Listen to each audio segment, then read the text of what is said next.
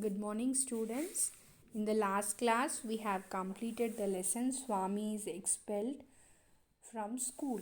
So, I think you have remembered the story. What is the story about? Yes, childhood is the theme of the novel Swami and Friends. Swami and Friends is the story of a 10-year-old boy. The central theme of the novel is growing up of young Swami. He is a spontaneous, impulsive, mischievous, and yet a very innocent child. He is a student at Albert Mission School, a school established by the British. The present extract describes what happened one day in the classroom. The headmaster entered the class with a flushed face and a hard, ominous look. He wanted to punish the mischievous children and he read out the names of a dozen students angrily. Swaminathan was one of them.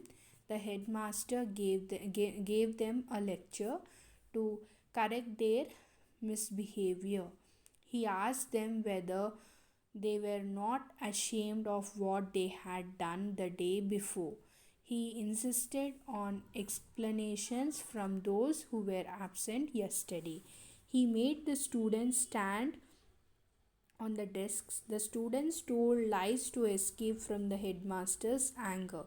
But the headmaster knew why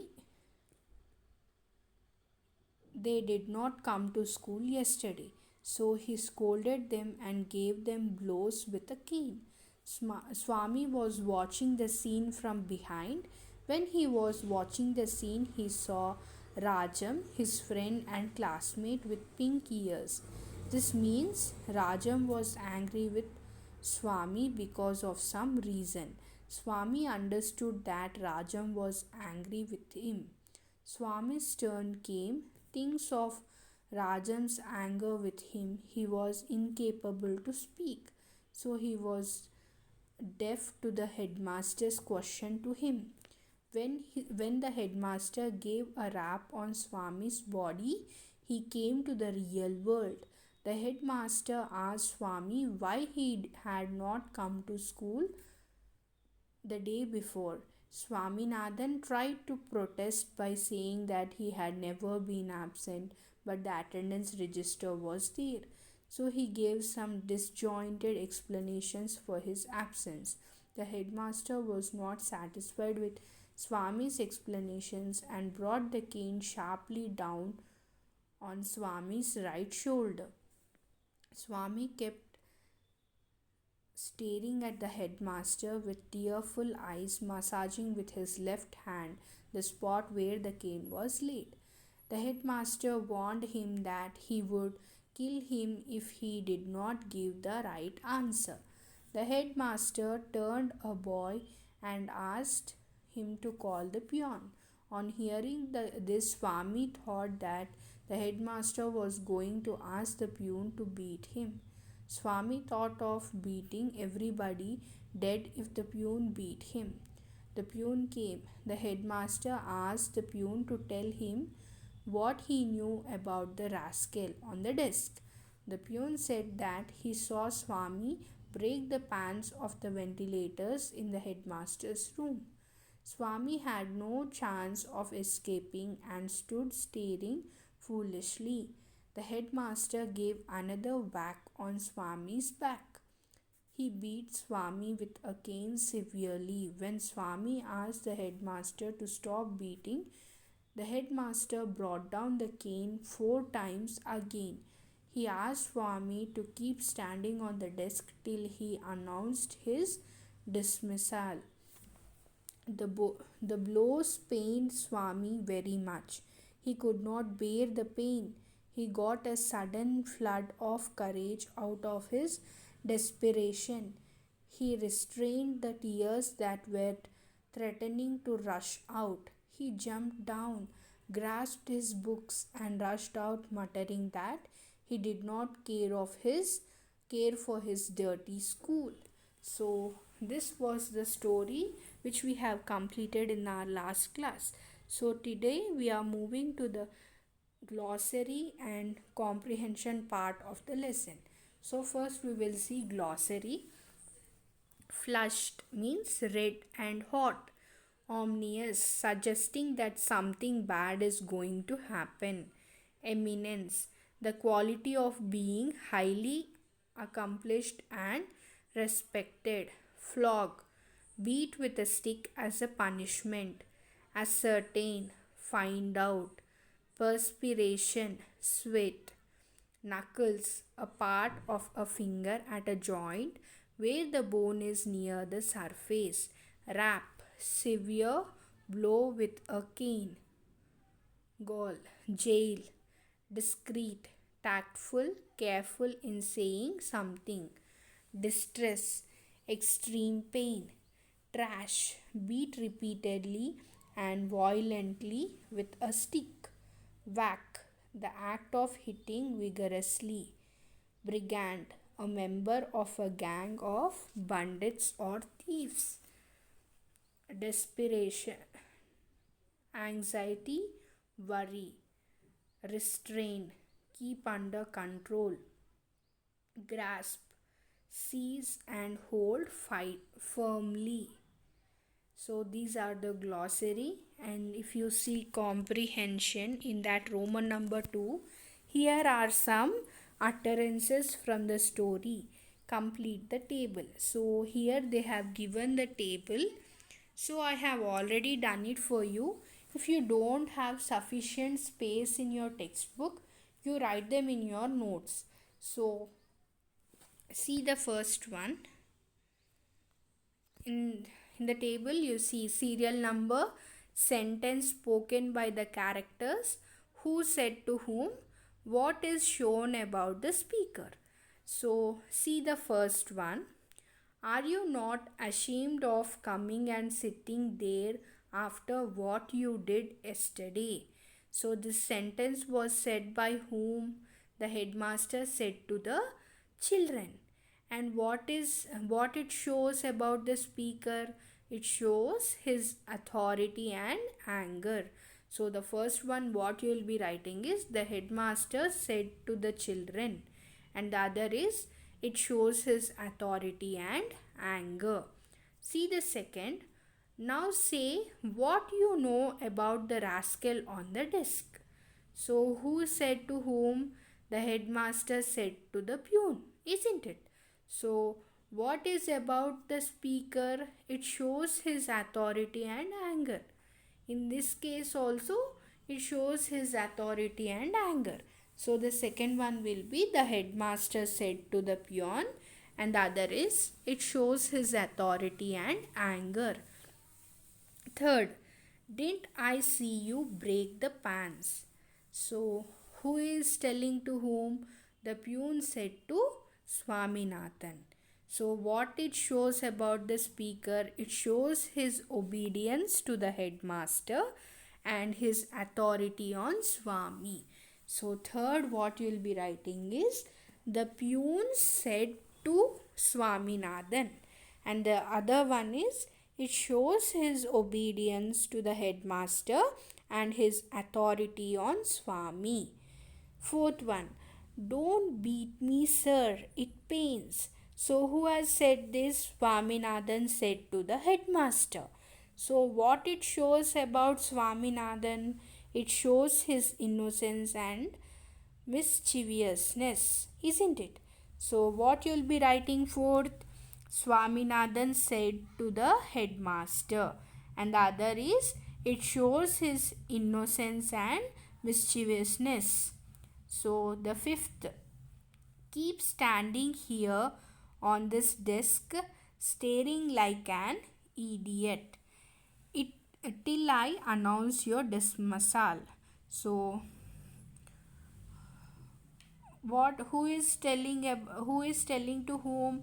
The headmaster said to Swaminathan.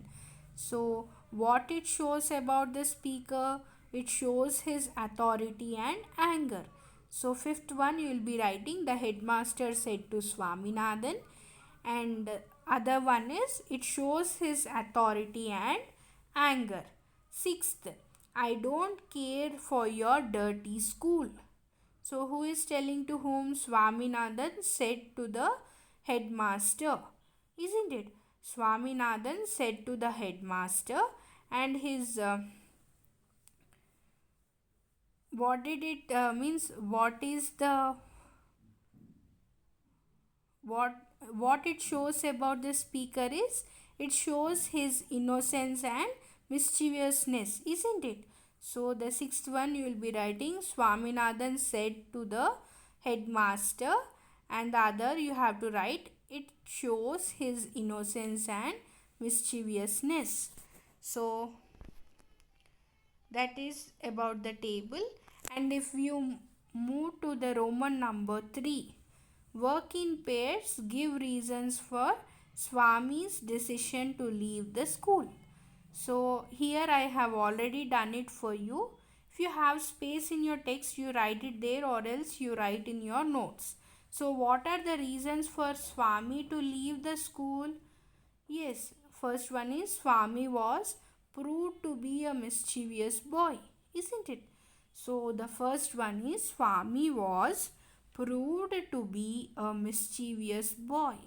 Second, Swami was going to be dismissed from school. He knew that the headmaster would not allow him come to school.